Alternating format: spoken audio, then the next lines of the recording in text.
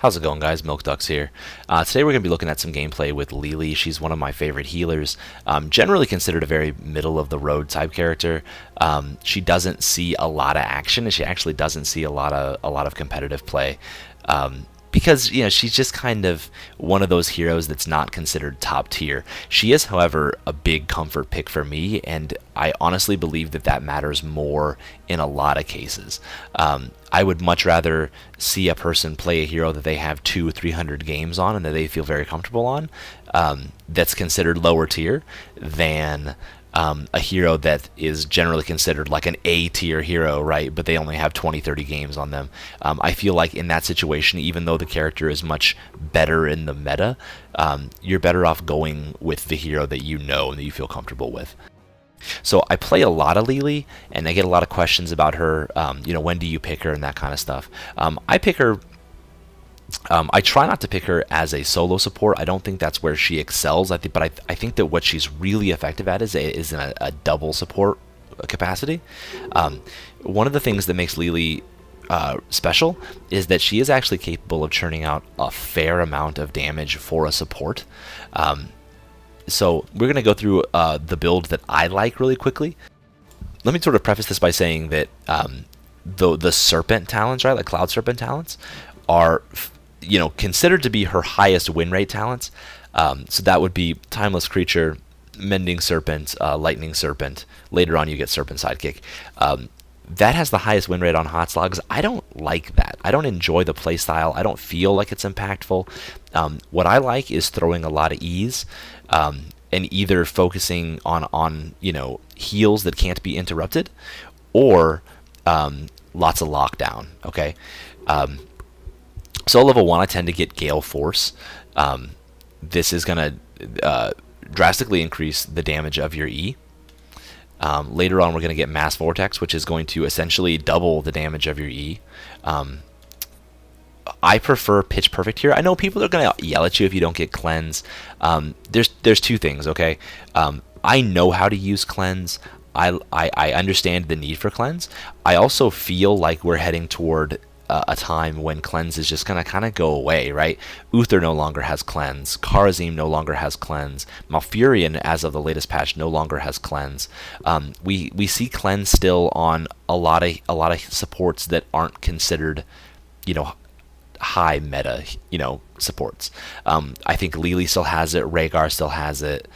Morales and Brightwing, right? So very middle of the road, even sort of considered at times bad supports still have Cleanse. So I think the only reason they still have them is because they're like, well, what else do they have, right?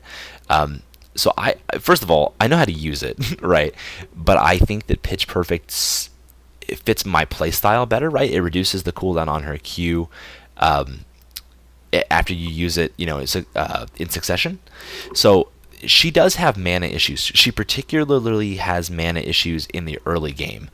So level 7 is important because that's when she actually gains some sustainability, okay? So I almost always take Pitch Perfect here.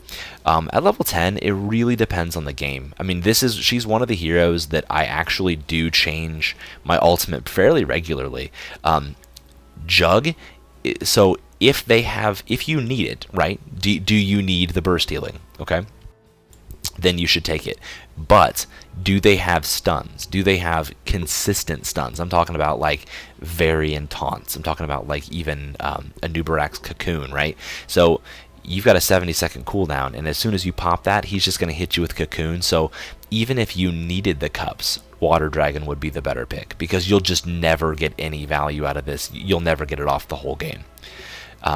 Which is, it's okay, because you're probably going to play her in a second support role to begin with. So in that case, you might not even need Jugs. Okay, Water Dragon, thankfully, is extremely good. It is a 45-second cooldown for a 70% snare for 4 seconds, along with some damage. That's very good, and part of why I enjoy her is just locking people down and being very impactful. So either one of these ultimates is good. Just make sure you're picking it in the right situation. At level 13, you would pick Shrink Ray if they have some kind of hyper carry that you want to shut down. I'm talking about like Illidan's that use Metamorphosis to jump into your team, or Zul'jin when he pops Tazdingo, right? You're drastically reducing their damage and their movement speed. I tend to pick up either Surging Winds or Hindering Winds here. Hindering Winds gives you more snare, right? This is going to help you secure kills. Surging Winds is going to give you more spell power. And remember, the spell power for Li is not just her damage through her E and her W, it's also her healing. So if you throw your E and you hit 4 people with Mass Vortex, that's a 20% spell power bonus. So that could be 20. You throw that, and for 20% better cups, right? Or 20% just better healing in general for the next 8 seconds. And remember that Blinding Wind has, I believe, a 9-second cooldown. So if you have an 8-second buff on a 9-second cooldown, it's almost permanent, right? Anything here I think is fairly good. I would absolutely take Shake It Off if you feel like you're gonna get stunned and rooted. If they have any kind of stun that you're worried about at all, I would take Shake It Off and I would not even worry about it. Okay. 2 for 1 I also like, but only if you feel like they don't have the burst to kill your team. Obviously you get more brews at a time, but the cooldown is increased. So if you think you need that low cooldown, don't take this, okay? Take Serpent Sidekick is fine if you need neither of them. Finally, I would take Kung Fu Hustle here at 20. I think it's extremely good. 150% cooldown reduction whenever her trait is active. And her trait is active anytime she takes damage. So that's really good, right? She already has low cooldowns to begin with, but 150% CDR, which basically has a permanent uptime, is really good, and that's going to lower the cooldown of your ultimate in addition to your basic abilities. So now that we've talked about Li a little bit, let's go ahead and watch some gameplay. This is going to be a game that I played with some of the guys from the Penny Arcade forums the other day. This was over the weekend. I feel like we had a lot of really terrible games in a row. And I was like, you know what, because Li is such a comfort pick for me, it's like, whatever, I'm just going to play Li. Let's get a win before the day ends, right? And this is kind of the result.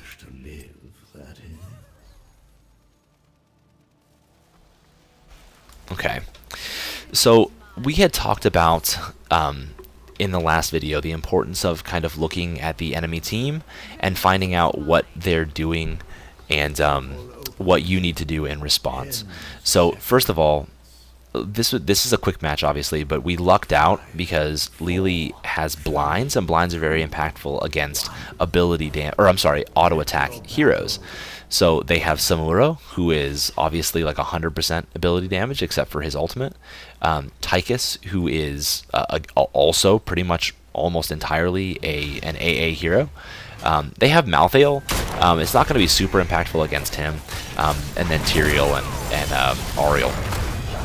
So I think that we've done, like we're in a position to do well. As far as our teammates go, I've noticed that Anubarak has taken Nerubian armor, which gives him spell armor. I don't think that that's the best pick here, just because like I said, they don't really have a lot of spell armor. Like Tychus has a grenade and a nuke if he's in his Odin. Samuro has his Blade Storm. I don't know that Malthael's trait counts as ability damage so much as it's just straight hit point loss. So I don't really even know if that works against him. So again, I don't really feel that Nerubian armor was necessary, but you know, it's not bad, but I feel like maybe there was a better pick there.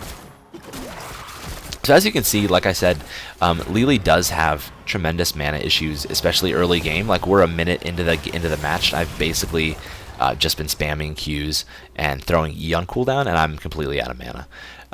This early in the game, and I know that the shrines are about to spawn, so I just completely back, and then I will make it to the shrines basically when they open. We do have Zul in the bottom lane, sort of soaking against the Malthael. We're kind of hoping that Malthael will rotate mid, but you can understand why he would stay there against the Zul. Actually, Zul kind of struggling at this point because he doesn't have sustain until level 4, and he doesn't have health sustain until level 7, so Malthael can kind of wear him out. We are getting kind of pushed around mid here. We don't really have everyone here. I'm kind of doing my best just to sort of snake some damage in, although I don't really feel like that's the best use of my time. You can use Li effectively to kind of wear down healers that have mana issues. Like I said, like she has very reliable damage, and it's actually pretty impactful damage early on. So against, like, I would say even against like an Uther, against a Malfurion, you know, you can throw out enough AoE damage that early game they're going to struggle with mana just as much as you are. But against an Oriole, obviously that's not an effective strategy, right? She doesn't have mana. So I feel like, you know, maybe I could have adjusted and played that a little bit better, like I'm not wasting cooldowns, basically just throwing damage into Oriole. Over comms, we were talking about, you know, rotating bottom onto the Malthael, and Vala did show a little bit sooner than we wanted to, and that did kind of ruin that. We were waiting for the Bone Prison to go off, and then obviously we would have collapsed with Backlash, and then probably scored that kill, but we miscommunicated it a little bit, and that's okay. Malthael got away, but it could have been a very impactful pick there. So right now, I'm just anchoring here in the bush because I know that Dibby is going to extend maybe a little bit further than he can, you know, safely. So we're waiting for someone like Malthael to jump in, and then we're going to try to finish him off.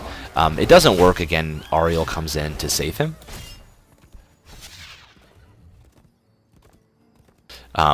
Right now we are, you know, just kind of soaking the map out. I'm going with Dibby to keep him safe. So he's rotating top, or he's rotating middle to get the experience there, and then rotating bottom to get the experience here. And this is actually a very effective way to play Zul. Here, just a second. This is actually a very impactful way to play Zul. Because you can leave a lane. People get all bent out of shape, like if you leave a lane, like, oh, there's experience there, but it only really matters if you've not returned in time to get the experience in the wave. So what you can do is like rotate mid, just like we did, catch the wave of experience there, rotate bottom, catch the wave of experience there, and you can kind of keep doing this indefinitely. As long as you clear waves quickly enough, and Zul does clear waves extremely quickly, you can get away with that. And actually, you know, sort of catapult your team into an XP advantage that they can use to sort of gain an advantage in the mid-game. So this is one of Rhinox's first games on D.Va, and you're going to see him multiple times just throwing out his mech in a random direction and blowing it up. I think he knows what he should be doing, but it's just the inexperience on the character. We are going to pick up a kill on Malthael. Just, you know, locked him down, got the damage from the blind, and then it was pretty easy after that. So one of the things that I have noticed is that at level 7, Malthael has not taken, I think it's called Death's Touch, which would reduce healing by anyone that he has marked by 50%. I don't think that Cold Hand is a bad talent at all, but there is a fair amount of healing on our team, and so this does help inform me how I'm going to pick my ultimate, right? So first of all, they don't have much in the way of stuns, right? Samuro cannot stun me. Malthael cannot stun me. Ariel can, like, throw me up against a wall if my positioning's bad. Tychus cannot stun me. Tyrael can stun me if he takes Judgment. Okay? So, first of all, what I'm saying is they really have no way to interrupt my cups. Okay? And additionally, Malthael did not take Death's Touch, so he can't reduce my healing. So even though you could probably argue that the Water Serpent would be effective here, I think just the fact that Jugs can go off completely uncontested is going to be really beneficial for us. So they have hit 10, And Tyrael has taken Sanctification, which means there is literally nothing they can do if I choose to pop cups. You know, obviously they could have just waited for me to pop it and then he could Judgment into me, but as you can see, like, there's nothing that they can do. They literally can't stop it. Anytime I choose to hit R and heal everybody, like, that's it.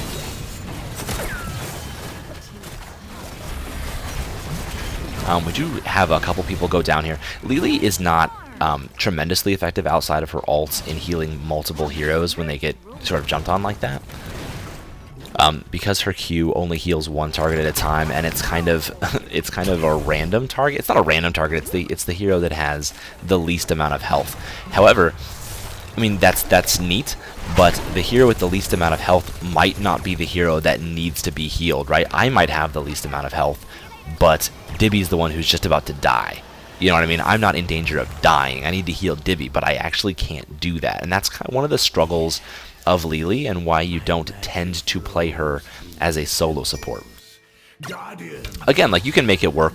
Obviously, I'm doing well here, but they also don't have answers to me, and I'm up against a comp that is vulnerable to blinds. So teamfight breaking out here. Again, we talked earlier about taking Mass Vortex and how you hit 4 people rather than 2, and this is especially beneficial here because Samuro clones, right, could normally eat some of the E's. Like, you know, when he pops it, I can throw it against him. He and all of his clones are blind, plus maybe somebody else. So, you know, even if I didn't, you know, like the talent necessarily, I think that it would probably be the best one anyway in this particular matchup.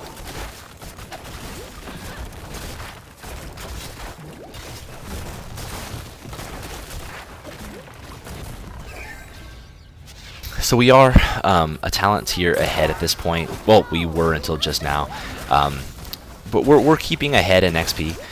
In terms of just the board, we're doing okay on damage, right? 14,000 hero damage is not as high as our assassin, but it is as high as some of their assassins, right? Like, it's higher than their tier, or it's higher. I'm sorry, higher.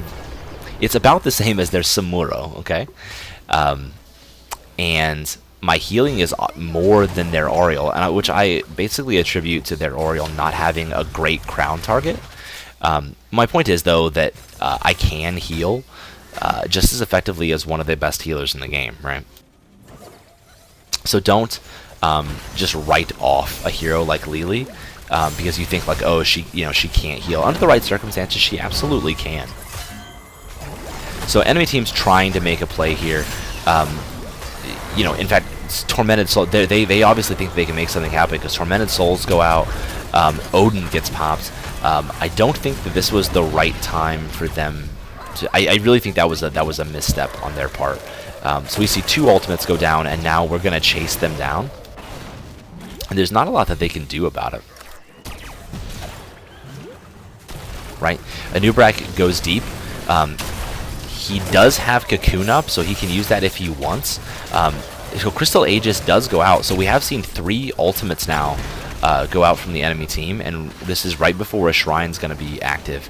So, you know, enemy team is still down a level, was not effective at all in that gank attempt. They lost 3 ultimates, so, you know, just be aware when you do things like that. If you time something incorrectly, like, so now they're picking a team fight when their ultimates are down, and I really feel like again, they can't interrupt me and all their ultimates are down, so this is gonna be pretty handily a win in my opinion. Again, I am struggling a bit to keep people up. Like, we do see Zul go down. Diva has lost her mech, so maybe not the decisive victory that I was hoping for. Although we do see Tychus go down as well. And again, this is right before Shrines are active, so it is 3v3, but I think that we have the better comp if they decide to contest us at this point.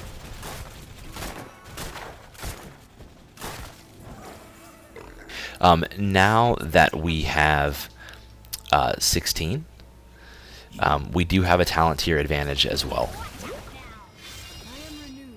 I did choose to go 2 for 1 in this particular game. Like I said, they don't have any kind of stuns, so I don't need Shake It Off. I also didn't feel like I needed the increased movement speed. I didn't feel like I was going to get a ton of value out of the extra Serpent. So that's why I ended up taking that. I'm actually, in general, just not a big fan of 2 for 1. But I feel confident that we are going to hit 20 in this game. So I'm going to end up getting Kung Fu Hustle once we get there. And then that's going to, even though it has a higher cooldown, that's going to reduce the cooldown. I did actually take Hindering Winds this game, so remember that when I am throwing E, I'm also slowing them by 25%. So that's going to basically ensure that, like, in times like this when they're trying to get away, like, they're just not going to be effective. So we are going to have to back because we're completely out of mana. But I would call that a victory, right? We're still up a level. It is, you know, a 3v5 at this point. We're taking the temple uncontested.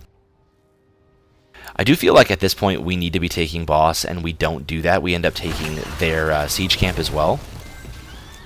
We probably could rotate in at this point. I think that maybe we're afraid that Tyrael can come in with Sanctification. I don't know why we're afraid of that, because frankly we could just heal through that period of invulnerability. And it also could just be overconfidence on our part. I don't know. In retrospect, obviously, I feel like we should have taken the boss. I don't feel like there's anything they could have done about it. And as you'll see, that does actually come back to haunt us here pretty quickly. Just one of those things to bear in mind. You know, when you have an advantage, you should maintain that advantage, and you should sort of, you know, not necessarily take huge risks with it, but you should, you know, capitalize whenever possible. So they try to collapse on me. I pop cups in response. Remember that they don't have, again, I don't want to harp on this too much, but they don't have that touch of death that would reduce my healing. I feel like that would have been a kill if they did. Right, they opened up on me, stuck on me with Wraith Strike. Samuro tried to open up a little bit. I do feel like they could have, you know, if they had been able to reduce my healing. I know they can't stun me, but they can reduce the healing. So we, you know, I can watch this a million times. I'm still not 100% sure how we actually lost that engagement. Just, I think, maybe overconfidence on our part. Maybe just not a lot of communication. But I will say that it was a mistake, and what we're about to do is an even bigger mistake. Okay, so we just lost momentum against the enemy team, and then for some reason, I mean, like, we were talking about it, and we were talking about it in communication, and just saying, like, you know, this is what we need to do. Like, we agreed that this was the right move, and I just can't see why. We are going to try to invade this boss 3v5 at an even talent tier when we just kind of lost momentum, and it's terrible. It just doesn't make any kind of sense. So we do lose Zool. We almost immediately lose Antaeus after that on an Uberak, and then I go down as well. So we've now lost 2 fights. We are down a level, and we've lost boss right when shrines are active. So again, like, not capitalizing on the advantage that we had when we had it has now cost us a lot. Okay, we are in danger at this point of throwing the game.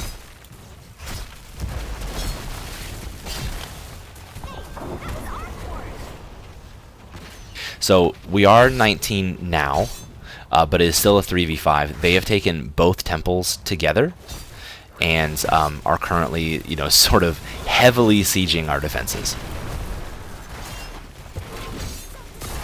Rhinox does pop the nuke just to sort of pressure everyone off and get some damage on the Immortal. I don't feel like it's maybe the best use of that ability, but again, you know, this is one of his first games on the character, and obviously his other nukes have not been super impactful either. So that one did get some value in that it did sort of zone everyone out, and you could argue that it saved the keep, honestly. So at this point in comms, you know, we're talking about how important it is that we need to hit 20. Okay, that's why Zool is so far ahead up here. He's reasonably confident that he can get out because he has bone armor and they don't have stuns. I'm also very reasonably certain that even though I'm extended, that I can get out with cups, because I've proven several times now that they can't kill me when I pop cups, even if they're 20. So, which is exactly what's going to happen. I sort of bait them out, pop cups to get all of their ultimates and to get them to overextend, and then we're going to push back into them when we have advantage. Sanctification does go out and prevent a fair amount of damage, but we are able to sort of back them out as well. We don't lose anything really in the process. Bottom keep does go down, and they're going to try again now to get on me, but I do have Kung Fu Hustle at this point, so the more they hit me, the lower my cooldown, or the faster my cooldowns are going to reduce. So at this point, this is the point when Li becomes extremely effective. She can Q often, she can E often, and her R just really quickly regenerates, right? So enemy team in a really bad position at this point. 4 members of the enemy team go down. We are going to come in and body block. Malthael at this point is just as dead can be. He just doesn't, he just hasn't died yet. So the shrines spawn, but we have 42 seconds at the very least to make something happen. So we're pinging middle to just, and we're talking to ourselves in comments saying, okay, we need to take a keep first, and then we can rotate out and we can get their bruiser camp, and then we can rotate to the shrines. We have ample time to do this. You could argue that we have ample time to actually take core. Again, this happened in the last game as well. It's easy in retrospect to say, like, oh, you have all the time in the world. We have 9 seconds on one hero, 4 seconds, whatever on the other. And like, we just came back from something that was we were pretty certain that we were going to lose the game. So we didn't want to put the game in jeopardy at that point. It is our game at this point to lose. So we did rotate one hero top. We rotated a Nubrak there, and we kind of thought better of that, and then put D.Va there. D.Va can escape a little bit easier if she does get committed on. And a Nubrak is kind of playing middle. We're trying our best to sort of hold both of these objectives at the same time, although it's not critical that we do. So D.Va does get collapsed upon, and she gets out. At this point, the enemy team is looking to start a fight, although they are 4v5. I think we've seen that Samuro is on the top shrine, so if they do fight us, we are at an advantage. It's even talent here, and we're up a man. Okay, we do begin to engage. Samuro does come down. Cups go out. Sanctification gets popped a little bit early, so it really doesn't save anybody. Oh, we're going to... Malthael goes in on the 2 of us. Isn't going to be very effective in taking us down. Vala Li, very difficult to kill when you can't stun us. Again, kind of a panic Aegis there. And at this point, the game is over. I duck back just to get some mana. I'm relatively certain that my team can finish the game without me. But so they're going to push ahead. I run back to get mana just in case. So our team is pushing up. They only have Tychus and Tyrael up at this point. However, both of those heroes, very effective. You can see that Rhinox is taking a significant amount of damage from the Tychus. He does get hit with the nuke as well, just not mindful of his positioning. So we are sieging the core pretty heavily. Cups goes out as soon as I get there. Okay, again, big damage coming out on Dibby through Blade Storm and the nuke, and he does go down, but we are able to sustain through it. At this point, Vala could finish on her own. We do have a Nubrak and myself up as well, so that's going to be GG. So if we take a look at the scoreboard, we died once, had no killing blows, but 23 assists out of 24 kills, so we were present in effectively every takedown. 37k damage is not terrible for a support, and you can see that it was, not necessarily competitive with their assassins. But again, pretty good for support. Healing again, and I didn't actually go full damage build. I did go for more of a healing build because I felt like I could get away with it, and I'm glad that I did, because I was able to walk away with 101,000 healing compared to their Oriole's 70,000. And again, I know that she didn't have the best hat targets, and I was kind of in a position where I was playing to my strengths. So that's kind of why that was allowed to happen. But again, Li, a deceptively strong hero. I don't think that she's a top competitive pick at all. I do think that she has a place in double support comps. I really feel like that's where she excels. So hopefully, if you're a fan of if you're a fan of Li and you want to play her more, hopefully you've learned a little bit and you know more about how to play her. And if you are playing against Li, hopefully you are more informed on how to do that as well. So, yeah, thank you very much. My name is Milk Ducks, and I will see you in the Nexus.